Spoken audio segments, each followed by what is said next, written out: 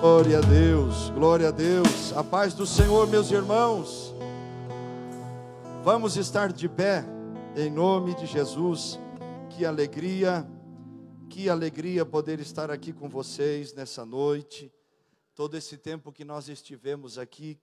Muito obrigado a todos os irmãos e irmãs pelo carinho, pelas palavras que os irmãos liberaram sobre nós de ânimo, de vitória. Muito obrigado, meus irmãos, por nos receberem sempre com muito amor, muita alegria. Que Deus em Cristo continue recompensando a vida de vocês em todas as coisas, em nome de Jesus. E enquanto os irmãos estão de pé, quero aproveitar assim esse momento, vamos abrir a palavra de Deus, neste último dia de projeto de vida, segundo livro do profeta Samuel, capítulo 12, versículo 7 a seguir. Segundo livro do profeta Samuel, capítulo de número 12, versículo 7 a seguir. Enquanto os irmãos estão procurando, eu agradeço a Deus por essa oportunidade de estar com vocês aqui. Muito obrigado uma vez mais aos irmãos. Agradeço a Deus pela vida dos nossos pastores, pastor Lindomar, pastora Vilcelene, que tem nos incentivado, nos apoiado, tem estado conosco sempre em oração. Que Deus abençoe a vida dos nossos pastores, Deus abençoe os nossos companheiros aqui no altar, Deus abençoe toda essa linda igreja que se reúne aqui para adorar o nome de Jesus e interceder por aqueles que precisam também.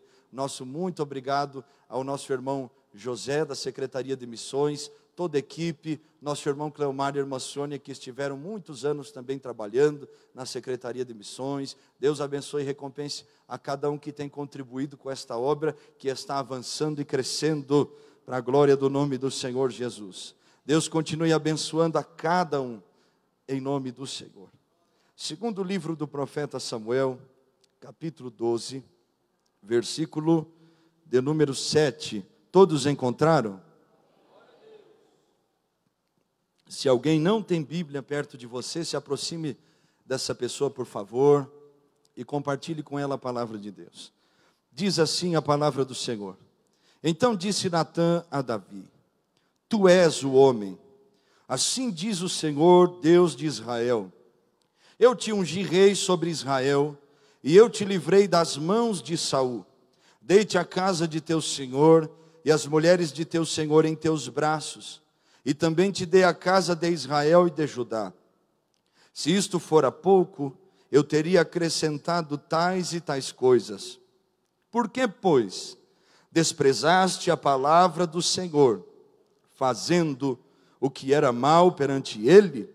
A Urias, o heteu, feriste a espada, e a sua mulher tomaste por mulher, depois de o matar com a espada dos filhos de Amon.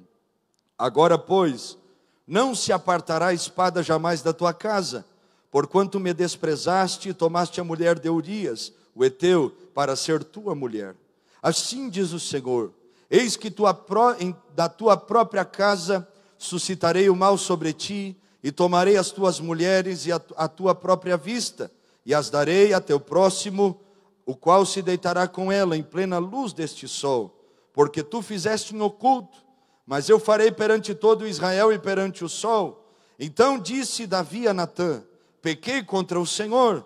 Disse Natã a Davi: também o Senhor te perdoou o teu pecado, não morrerás. Mas posto que com isto deste motivo, a que blasfemassem os inimigos do Senhor, também o filho que te nasceu morrerá. Então Natã foi para a sua casa. Versículo 20. Então Davi se levantou da terra, lavou-se, ungiu-se, mudou de vestes, entrou na casa do Senhor e adorou. Depois veio para a sua casa e pediu pão. Puseram-no diante dele e ele comeu. Amém? Feche os seus olhos uma vez mais, Pai.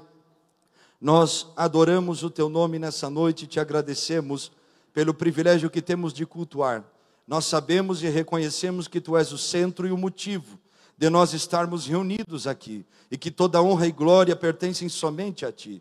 Pedimos que o Senhor esteja falando conosco. E como Paulo escreveu aos Colossenses, nós pedimos também que o Senhor abra a porta da palavra e que o Senhor fale conosco em nome de Jesus. E quem crê e concorda vai dizer: amém. Tome seu assento adorando e glorificando o nome do Senhor Jesus. Meus irmãos, antes de nós entrarmos na ministração da palavra, eu quero comentar com vocês um pouco a respeito da obra do Senhor na cidade de Oviedo. Para quem não sabe, Oviedo é a capital do estado de Astúrias, a região norte, do lado esquerdo do mapa, perto da fronteira de Portugal. E esta região em que nós estamos estabelecidos ali como igreja e como base missionária, é a região menos evangelizada da Espanha. Geralmente, quando se fala em obra missionária na Espanha, os missionários são enviados para regiões onde a população é maior, Madrid, Barcelona, cidades que estão próximo a estes lugares onde tem muitas pessoas, porque são mais fáceis de alcançar pessoas. A obra ela não exige tanto esforço, porque o fluxo de pessoas são muito grandes. E na região que nós estamos, como a gente pode explicar, é um interior crescido, a capital do estado, que tem aproximadamente 220 mil habitantes, uma região difícil, o lugar, a parte mais fria da Espanha, no meio das montanhas, mas nós entendemos, e o Senhor assim confirmou diversas vezes, que ali é o lugar onde nós deveríamos estar. Naquela região onde nós estamos, para os irmãos entenderem e também orarem a respeito disso, existem cidades de 40 mil pessoas que não têm uma igreja. Não tem um missionário pregando o evangelho lá. E a dificuldade que nós temos é que algumas igrejas que existem nessas regiões que são mais isoladas, ainda produzem muitos escândalos. Então, quando você vai falar de Jesus, tem a resistência do lugar, que não é acostumado com o evangelho, mas também a resistência daqueles que um dia já ouviram, mas viram maus testemunhos, escândalos e muitas coisas. Se você perguntar para um espanhol hoje o que é um evangélico, a maioria deles não saberá responder. Nós estamos falando de um país muito grande, em que o evangelho tem aproximadamente somente 2% da população alcançada. A maioria dos espanhóis conhece o Jesus católico, o Jesus da tradição, mas não conhece o Jesus vivo, que transforma, que cura, que liberta e que batiza com o Espírito Santo e que voltará a buscar seu povo. Além disso, meus irmãos, nós também temos uma dificuldade cultural muito grande. A igreja que nós pastoreamos lá pela misericórdia de Deus, pastor Lindomar já esteve ali, o presbítero Mateus também esteve, pastora, missionária Sara, os irmãos, a irmã Cássia já esteve lá também, o Eduardo, o presbítero Eduardo esteve lá, os irmãos que foram lá viram a realidade também da questão do islamismo que vem tomando conta, influência árabe muito grande. Então, além da dificuldade deles não conhecerem Jesus, nós ainda temos a questão do islamismo que vem crescendo muito naquelas regiões, principalmente Espanha, França, Inglaterra, é o que mais se ouve falar. Então nós temos uns desafios. A igreja nossa não é grande, mas ela tem aproximadamente 10 nacionalidades lá. Os imigrantes que vêm, que querem congregar, que muitos conhecem Jesus lá e depois voltam para os seus países também, pregando e anunciando Jesus. Nós temos inúmeros desafios, mas nós ainda cremos, como disse o apóstolo Paulo, que o evangelho é o poder de Deus, que opera em nós para a salvação de todo aquele que nele crê. Eu peço aos irmãos e eu encorajo aos irmãos que orem por nós e clamem para que Deus levante os remanescentes. Levante pessoas que vivam a palavra de Deus, que preguem o evangelho. Segundo a FERED, que é a Federação de Igrejas Evangélicas da Espanha, existem aproximadamente 1000 cidades na Espanha que não tem nenhuma igreja, não tem nenhum missionário, não tem ninguém. E a seara é grande e poucos são os trabalhadores. Ore por nós. Tem dias que nós olhamos para a realidade e nós nos assustamos, mas nós cremos num Deus que nos capacita, nos dá graça e nos sustenta. Amém, meus irmãos? Temos perseguições, já fizemos culto com vizinhos batendo com vassoura na parede da igreja, para atrapalhar o culto, já fizemos culto debaixo de gente ameaçando a igreja, dizendo que vai denunciar isso, denunciar aquilo. Já passamos por situações que vocês perguntando para a gente pode detalhar melhor. Eu peço a vocês que orem muito pela igreja. Já se fala de um crescimento do evangelho lá, mas ainda diante da realidade é muito pouco. Que o Senhor traga nesses dias um avivamento poderoso, que venha varrer aquela nação espanhola e que o Senhor possa abrir as portas do evangelho nesse lugar. Amém? Eu não falei de nada espiritual, vocês perceberam, somente coisas do âmbito natural. As oposições espirituais são grandes, a dificuldade espiritual é muito grande. Aqui nós temos um privilégio de poder vir à oração e ter 100 pessoas, 200 pessoas orando lá. A maior parte do tempo nós oramos em 2, 3, 4, 5, e quando passa disso já é um avivamento muito grande. Ore para que o Senhor desperte, anime e levante mais filhos e filhas que vivam a palavra em nome de Jesus. E aproveitando que nós estamos aqui, deixo o nosso abraço, para o irmão presbítero Diego, a Stephanie que está ao vivo, nossos irmãos allí de Oviedo, Deus les bendiga. Aleluia! Meus irmãos, nós estamos no mês de dezembro, no nosso projeto de vida, e o Senhor colocou no meu coração uma palavra para nós estarmos ministrando nessa noite. Todos nós conhecemos, pelo menos um pouco, quero que você preste bastante atenção nisso para que você entenda a palavra. Todos nós conhecemos a história do rei Davi. Rei Davi foi o segundo rei de Israel, o rei que Deus levantou segundo o seu coração. Não há dúvida que Davi foi escolhido por Deus. De trás das malhadas o Senhor o tirou do meio das ovelhas, fez promessas a Davi, através da vida do profeta Samuel, e levantou Davi para ser o rei que marcou a história de Israel.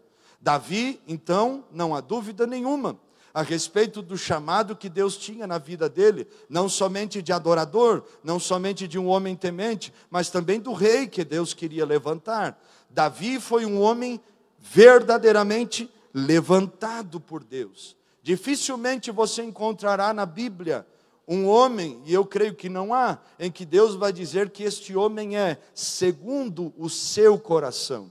Deus estava falando que Davi não tinha um coração segundo padrões humanos. Davi tinha um coração segundo o padrão de Deus, um coração que agradava a Deus. Só que tem um problema. A história de Davi é uma história de vitórias, de conquistas, mas a história de Davi também é marcada por uma queda muito grande. E foi o texto bíblico que nós lemos. Davi, no tempo dos reis saírem à guerra, a Bíblia usa esta expressão, Davi fica no palácio. E Davi, permanecendo no palácio, de repente vê uma mulher que estava tomando banho em plena luz do sol, numa praça na região central, próximo ao palácio. Davi estava vendo Batseba lá, ela estava tomando banho. Davi chama Batseba, os criados de Davi, os servos de Davi, tentam alertar Davi que aquela mulher era casada. Davi não dá ouvidos a eles, chama aquela mulher, se deita com aquela mulher, depois de haver ter deitado com Davi, ela engravida, e Davi a manda voltar para sua casa. Urias é chamado da guerra que estava lutando contra os filhos de Amon. Davi faz um banquete para Urias. De todas as maneiras, Davi ordena e tenta manipular Urias para que ele se deitasse com Batseba e o filho do adultério não fosse descoberto. Só que tem um porém, diante dos olhos de Deus, nada fica oculto. Urias não se deita com Batseba, Urias fica na porta do palácio, passa toda uma noite lá. Davi vê que a estratégia que ele tenta não funciona. Entrega uma carta para Urias entregar para Joabe, o comandante, dizendo que colocasse Urias no lugar mais difícil da batalha. Urias estava levando a carta da sua morte nas suas próprias mãos, a sua sentença. Ele entrega. Joabe não questiona a ordem do rei, mas coloca ele lá. Urias morre. Depois da morte de Urias, Davi toma Batseba e a traz para o seu palácio, como se fosse a sua mulher. Passam-se o período da gravidez. A criança nasce. Uma gravidez geralmente são quantos meses? 9 meses. E a Bíblia não registra arrependimento nenhum na vida de Davi.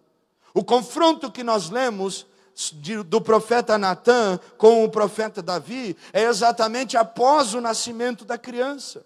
Deus sempre levanta alguém para confrontar aquilo que nós achamos que nós podemos esconder. Deus traz a luz, seja bom ou seja mal. Passe o tempo, passe os anos, mude o lugar, mude o lugar onde você mora, pode mudar de cidade, de estado, de país, mas uma hora as coisas vão aparecer.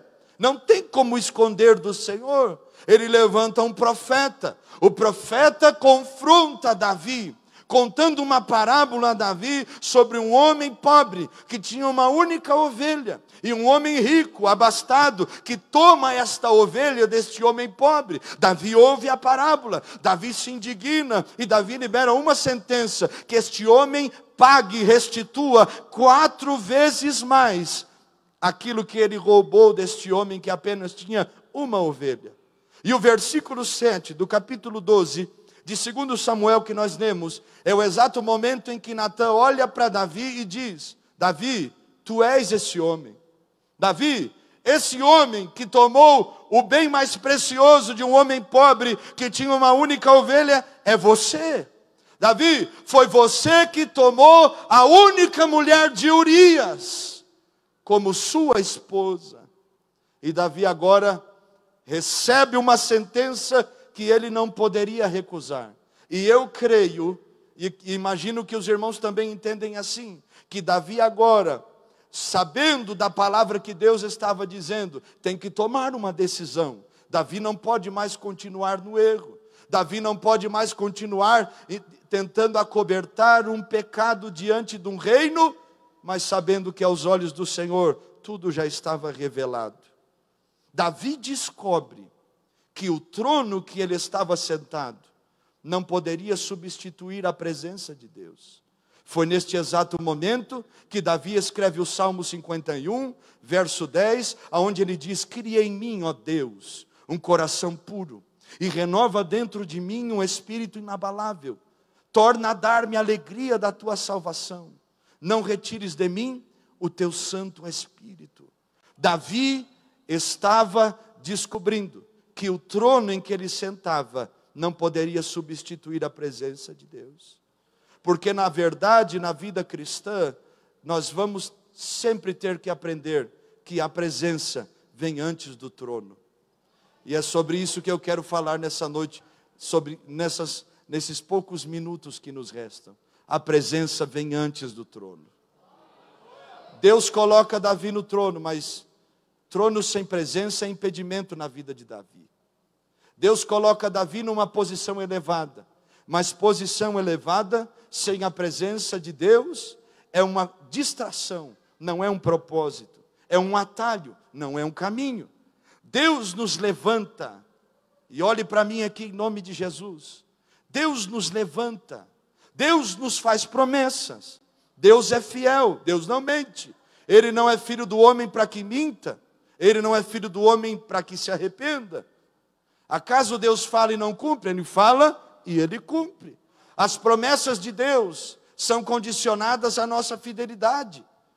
Isaías capítulo 1, versículo 19, o Senhor fala ao povo: se vocês quiserem e se vocês me ouvirem, vocês comerão o melhor dessa terra. Deus estava dizendo: o melhor dessa terra será para vocês, se vocês quiserem e se vocês me ouvirem. Se vocês forem fiéis, vocês vão desfrutar de tudo que a terra pode oferecer.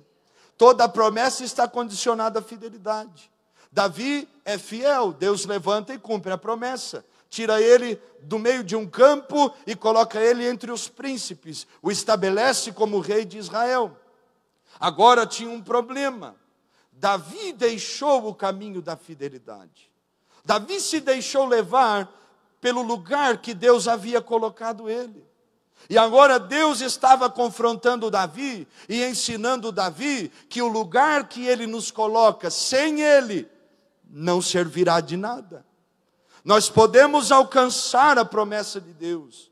Podemos terminar o ano de 2024 com porta aberta, provisão financeira, salvação na nossa casa, algo sobrenatural chegando sobre nós, aonde nós vamos olhar e vamos dizer: Deus verdadeiramente é fiel. Mas se nós trocarmos a presença de Deus por causa dos tronos que Deus nos coloca, dos lugares que Deus nos coloca, e terminarmos o ano somente com a bênção e sem o abençoador, de nada servirá.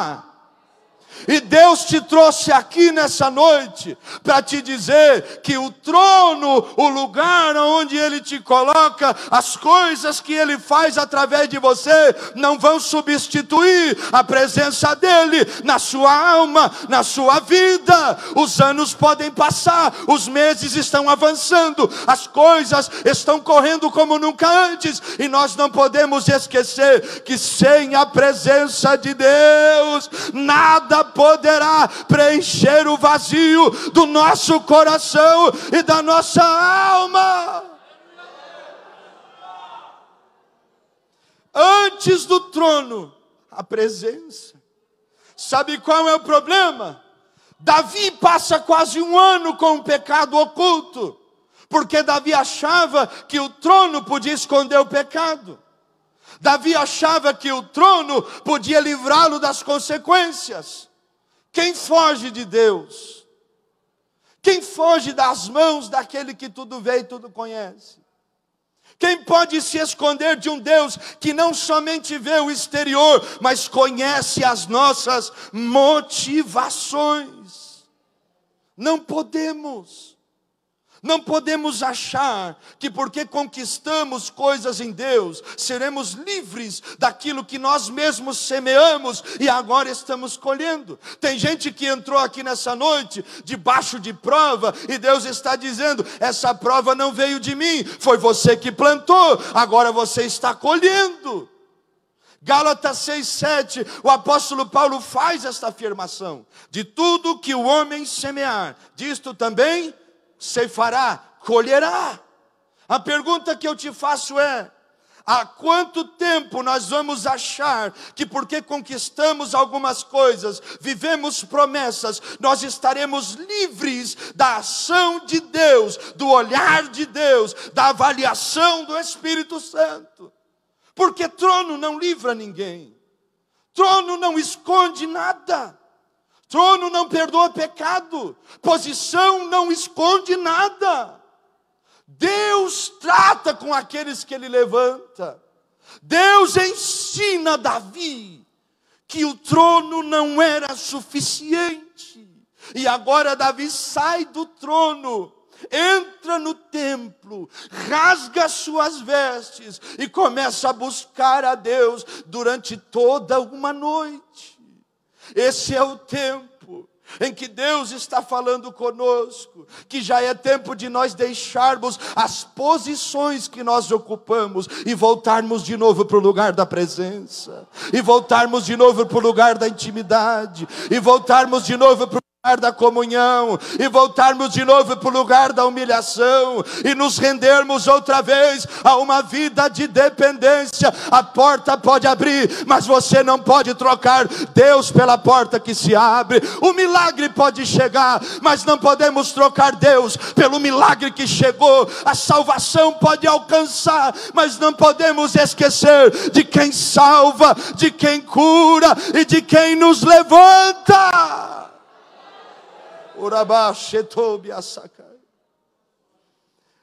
Os tronos não nos livram. Tronos são os lugares que Deus nos coloca, posições. O pecado tem as suas consequências, e Davi vai ter que lidar com as consequências do pecado. Um filho que não tinha nada a ver com aquilo que Davi tinha feito com Batseba, uma criança inocente, vai morrer como consequência de um pecado. Quem mais vai ter que morrer pelas consequências das coisas que nós estamos fazendo, sem pensar e sem refletir, porque achamos que o trono vai perdoar aquilo que nós premeditamos e fazemos? Quem mais vai se perder por causa das coisas que nós estamos articulando, pensamentos que temos, imaturidade que manifestamos? E agora pessoas inocentes estão sendo alcançadas por consequências daquilo que nós mesmos estamos fazendo. O mês de dezembro, o ano de 2024, pode ser o ano que tudo vai mudar, mas depende de você começar a assumir a sua culpa e dizer: Deus, um ano não vai me curar, o tempo não vai me curar por completo, me sarar completamente, verdadeiramente, mas quando nós confessarmos aquilo que nós devemos confessar, nos voltar para Deus e entender que posição não cura ninguém, nós vamos receber de novo a presença do Espírito Santo, vamos voltar para a casa de Deus, vamos nos dobrar na presença de Deus, vamos ter liberdade de adorar a Deus na casa dele, rasgar as nossas vestes e dizer para o céu: Senhor, o trono fica para trás, mas a presença deixa. Senhor, as coisas podem passar, mas a tua presença não tira do meu coração. Houve um rei na Bíblia, Uzias, segundo Crônicas 26:15. Deus nos deu a graça de escrevermos um livro sobre ele. Até que você se tornou forte. Foi a expressão que a Bíblia usa no capítulo 26, versículo 15. Dizendo que Uzias foi maravilhosamente ajudado por Deus, até que ele se fez forte, até que ele descobriu que ele podia fazer sozinho, sem o Senhor, porque ele era rei. Ele toma um incenso, ele entra no templo e ele quer oferecer um incenso. Azarias e 80 sacerdotes resistem o rei Uzias, dizendo para ele: Uzias, a lei é maior que o trono. Uzias, a palavra vale mais que a posição que você ocupa. Você pode ser rei, mas não é sacerdote. Ele não ouve, porque quem ama o trono não ouve mais ninguém. Quem ama as posições, os lugares que Deus colocou e abandona a presença de Deus, perdeu a capacidade de ouvir, não ouve mais ninguém, não recebe conselho, não está aberto para ouvir, porque acha que sabe tudo. Tem um problema: Uzias não ouve. 81 homens que estão se oponendo, fazendo oposição a ele, e ele vai acender o incenso, e a Bíblia diz que o Senhor o feriu, e uma lepra sai na sua testa. Uzias agora tem que deixar o trono, e foi isolado numa casa, e a Bíblia diz que ele ficou lá até o dia da sua morte. Achava que o trono, achava que a posição, achava que o nome de rei ia livrar ele da mão do Senhor. Quem é maior que o Senhor? Ninguém é maior que o Senhor. Ninguém tem poder sobre o Senhor. Jeremias vai dizer: como pode um caco de barro dizer para o oleiro: o que fazes? Nós não mandamos em Deus, nós não ordenamos, nós não determinamos nada para Deus. Nós oramos e dizemos: se é da tua vontade, Senhor, faz segundo a tua vontade. Uzias achou que por causa da posição ele podia, e Deus mostrou para ele que posição sem princípio não serve de nada. Deus mostrou para ele que nome de rei não livraria ele das consequências das ações erradas que ele teria. É o que Deus está nos chamando para fazer nessa noite. Voltarmos a olhar para o céu e dizer: Senhor, o Senhor reina sobre todas as coisas. Eu sou pó, preciso de Ti, dependo de Ti, não posso viver sem Ti, porque se o Senhor tirar a presença do Senhor de dentro de mim, o que será de nós? O rei Asa, segundo Crônicas 16:12, depois de Deus haver prosperado o seu reinado, o rei Asa fica doente, e a Bíblia diz no versículo 12, que ele buscou aos médicos e não buscou ao Senhor. O homem que não confiou em Deus, depois de ter experiências com Deus, depois de ser levantado por Deus como rei, agora no momento da sua dor, da sua dificuldade, ele esquece daquele que o levantou, ele deixa aquele que o colocou ali.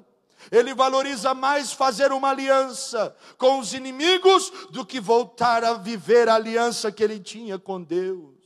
Ele buscou os homens, mas não buscou o Senhor.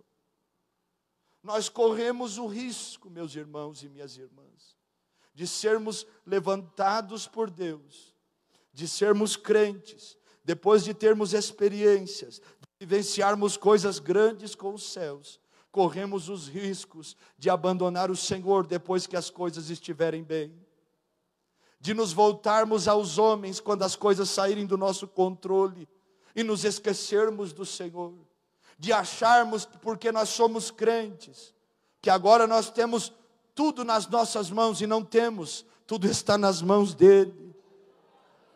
Nós corremos o risco de querer trocar a presença por causa de uma posição, a presença por causa de um trono.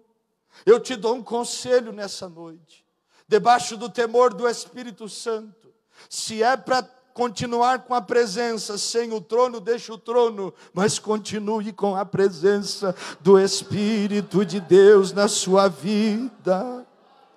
Continue com a presença do Espírito de Deus na sua alma. Ele te dará graça, Ele te colocará onde Ele quer colocar.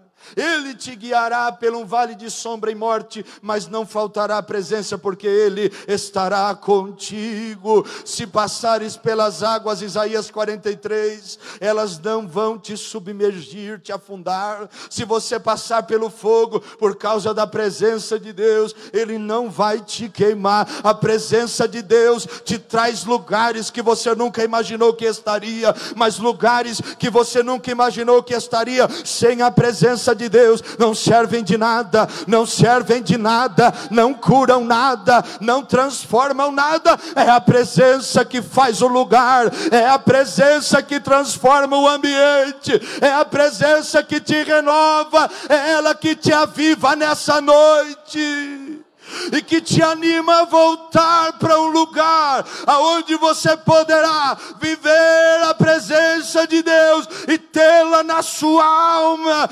dia após dia. Naamã, segundo Reis 5:1, general de exército, tinha uma lepra debaixo da armadura. Ninguém via, mas estava leproso. Ninguém sabia, mas estava leproso. Vai ter que ir diante do homem de Deus. E o homem de Deus não coloca a mão nele, somente dá uma palavra: desce no Rio Jordão e mergulha 7 vezes. O rio faz milagre? Não. O Deus que faz milagres havia ordenado. O que Deus queria de Naamã era: Naamã, até hoje você tenta esconder sua lepra, mas a partir de hoje você vai ter que descer nas águas. E você não vai dar um mergulho nem 2, vai ser 7. Para que eles vejam e saibam que você estava doente e eu te curei. O que Deus queria de Naamã era apenas que ele reconhecesse que ele precisava do Senhor. Quantos Naamãs nós temos aqui nessa noite? Que estão com uma armadura bonita, uma roupa de crente fantástica, sobrenatural, mas tem uma lepra escondida. E Deus está dizendo: vai ter que descer das águas, vai ter que reconhecer que eu sou aquele que pode curar, vai ter que deixar o trono e voltar para a presença, porque a presença vem antes do trono. Davi reconhece que ele é Deus. Davi se dobra diante de Deus e Davi vai orar, intercedendo pela vida da criança. Deus não cura a criança. Deus, Ele não faz o que Davi quer, mas como o irmão Pedro pregou aqui, Deus faz o que Davi precisa. Davi se levanta, e a Bíblia diz que Davi ele vai se levantar. Versículo 20 que nós lemos. Ele vai entrar na casa de Deus, depois de haver se lavado, se ungiu, mudou suas vestes, entrou na casa de Deus e adorou. Davi descobriu que o trono sem Deus não valia de nada. E agora, Davi toma atitudes que nos ajudarão também a voltarmos para este lugar onde a presença está. Este é o tempo de nós nos dobrarmos diante de Deus. Este é o tempo de nós voltarmos a nossa vida para orar, clamar, buscar, interceder e dizer: Senhor, com cura ou sem cura, eu quero o céu.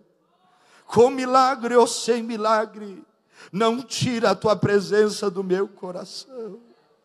Esse é o momento de nós dizermos para Deus: Senhor, tira o que o Senhor quer tirar, mas não me deixa viver um minuto sem a tua presença. Esse é o tempo em que Deus está nos chamando para mergulharmos no Evangelho de Cristo. Porque uma vez mergulhados, nós vamos entender que sem Ele nada adiantará ou servirá. Que não bastará a glória passageira dos homens. Que não bastará oportunidades que pessoas podem nos dar. Que não servirá o reconhecimento, os aplausos, os elogios, mas a única coisa que servirá para nós será a presença do Espírito Santo na nossa vida. Deus está nos chamando para nos levantar outra vez. Deus está nos chamando para trocar de vestes nessa noite, para que a unção desça sobre a nossa cabeça, para que nós possamos entrar com liberdade na casa de Deus e não ficar olhando para o lado e nem olhando para nada, somente olhando para Ele, adorando, adorando, adorando a Ele. Fique de pé nessa noite em nome de Jesus Cristo. Em nome de Jesus Cristo, segure na mão de alguém que está aí. Segure na mão desta pessoa. E eu quero te convidar nessa noite a orar com ela, a interceder pela vida dela, a orarmos uns pelos outros e dizermos e reconhecermos: Senhor, antes do trono, a tua presença. Antes do trono, a tua presença. Antes das consagrações, a tua presença. Antes das posições, a tua glória em mim. Antes das coisas que podem nos fazer nos perder, tua presença que nos sustenta sobre toda e qualquer circunstância. Deus está nos chamando nessa noite para voltarmos a derramar nossa alma, para voltarmos a depender do céu, para voltarmos a orar e dizer: faz a tua vontade, tira o que o Senhor quer tirar, mas não tira o mais importante, que é a tua presença da minha alma.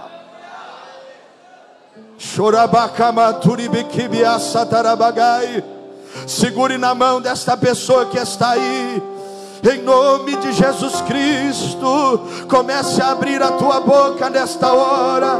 Comece a levantar a tua voz. A unção do Espírito Santo descerá sobre ti, te converterá num novo homem, numa nova mulher. Os tronos não vão te roubar dele, as distrações não vão te tirar mais a presença de Deus. Deus está te chamando. É tempo de mergulhar por completo, mas sem a presença não tem mergulho. Sem a presença não tem evangelho. Sem a presença não tem vida. Sem a presença não pode ser crente. Ele está te chamando. Ele está te chamando. Há um convite do céu nesta hora para pessoas que abandonaram a Deus, mas estão decididas a voltar, a voltar, a voltar. Chorabasterebagai aramandacai. Em nome de Jesus Cristo, em nome de Jesus Cristo, em nome de Jesus Cristo. Segura a mão desse irmão aí em nome de Jesus. E eu vou te fazer um desafio nessa noite. Traga este irmão até o altar do Senhor. Pega na mão dele e traz ele aqui nessa noite. Diga: meu irmão, eu vou contigo. Nós não vamos viver sem a presença. Traz ele aqui ao altar. Segura a mão dele e vem com ele. Vem junto, vem clamando. Vem junto, vem buscando. Vem junto, vem intercedendo, vem junto dando glória, vem junto dando aleluia, vem junto adorando, vem junto falando em línguas estranhas, vem junto adorando, adorando, adorando, adorando a Deus. Choras tarabagas terubecobia sai, uramancho kibi setiricobia, rete hasu verai, tefobia kesa, namancho ki heri, anumancho kibi setobia kai. Levante a tua mão e comece a adorar a Ele. Comece a adorar a Ele com liberdade. Não deixe a presença sair. Não perca a presença de Deus por causa dos tronos. O céu está te chamando.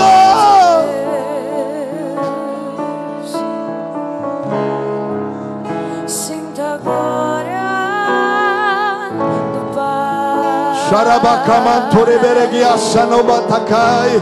Tem gente que vai tomar a decisão de voltar para o céu e vai começar a ser curado. Tem gente que está orando agora, vai sentir seu corpo tremer, suas mãos queimarem. O Espírito de Deus te visita nessa noite. Ele viu e sabe.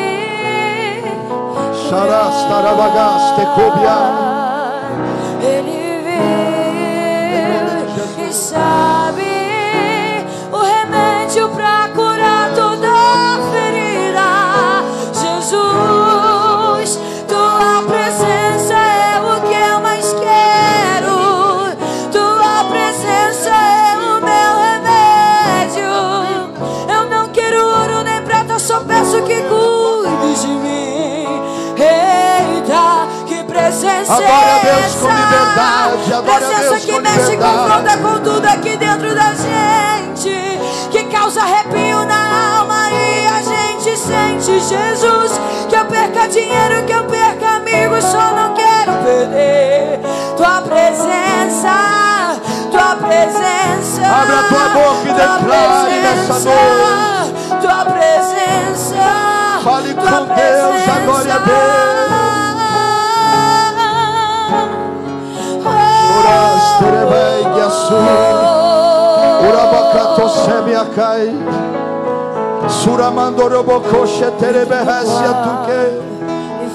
Sana cantore berekaya, sitele kelemento si berekechia tu. Urakan surabas terebekai, talantole yasu veroko matakai. Leso fike anu seriveshi, tulimoko sai. Temente do berri setekia. Você que está em casa, levante a sua mão. O Espírito de Deus te visita com graça.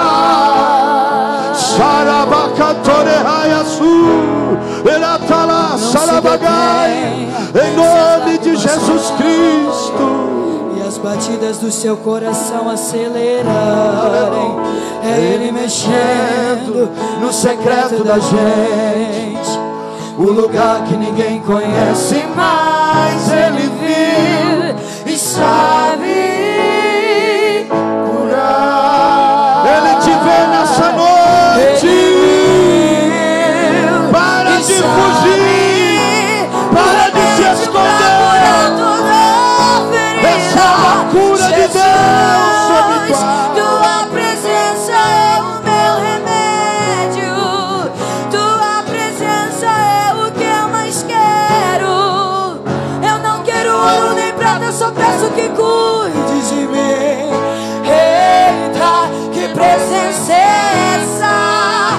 Presença que mexe e confronta com tudo aqui dentro da gente, que causa arrepio na alma e a gente sente. Jesus, que eu perca dinheiro, que eu perca amigos, só não quero perder tua presença. Jesus, tua presença é o que eu mais quero. Tua presença é o meu remédio. Eu não quero ouro nem prata, só peço que cuide de mim. Eita, que presença é essa? Presença que mexe e confronta com tudo aqui dentro da gente, que causa arrepio na alma e a gente sente. Jesus,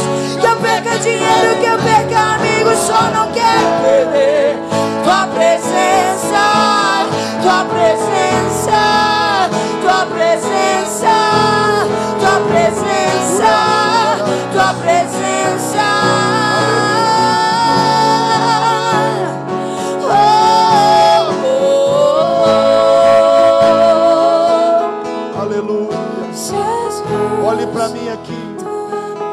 Eu tenho uma lembrança muito forte no meu coração. Eu lembro que eu estava no Rio Grande do Sul. Eu era diácono, muitos anos atrás.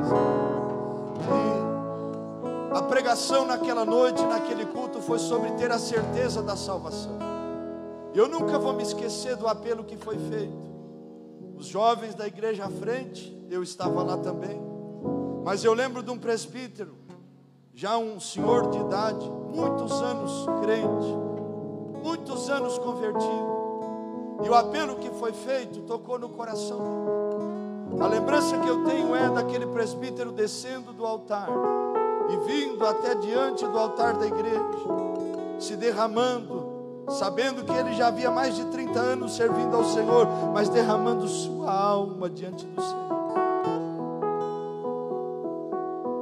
Isso me ensina e nos ensina tanto.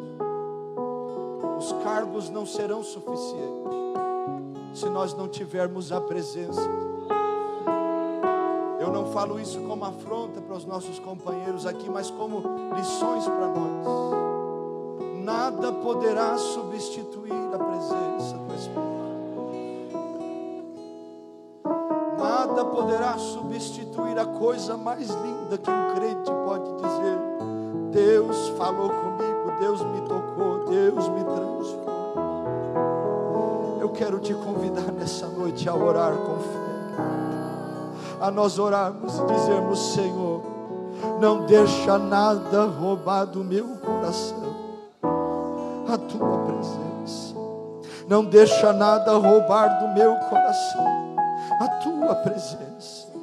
Não deixa nada tirar o foco da tua presença. Não me permita amar mais aquilo que o Senhor me dá, ou os lugares que o Senhor me coloca, do que a presença do Senhor na minha vida, na minha casa e na minha família.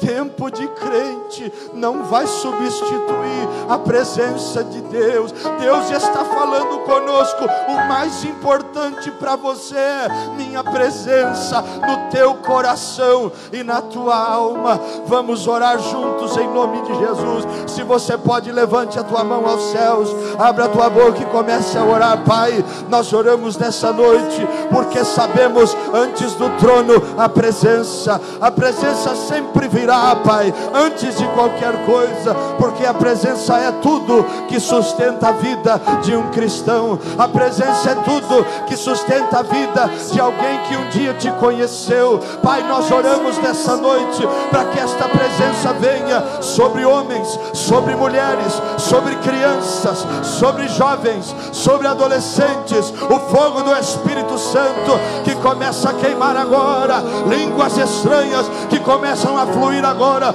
dons começam a ser entregues agora. A presença do teu Espírito que vai tirando e arrancando a depressão dessa alma, a ansiedade deste coração. A presença que traz paz, a presença que traz alegria, a presença que traz alegria. Em nome de Jesus, vai derramando tua glória aqui, Deus, tua presença e graça sobre cada vida, sobre cada alma, sobre cada coração, sobre cada irmão, cada irmã, de perto ou de longe. Tua glória venha sobre nós. Curas começam a acontecer, libertações começam a acontecer agora. Levante a tua mão e comece a adorar. Levante a tua mão e comece a louvar. O céu está te visitando nessa noite. O céu está te visitando. Presença que mexe e confronta com tudo aqui dentro da gente, que causa arrepio na alma. E a gente sente, Jesus, que eu perca dinheiro, que eu perca amigos, só não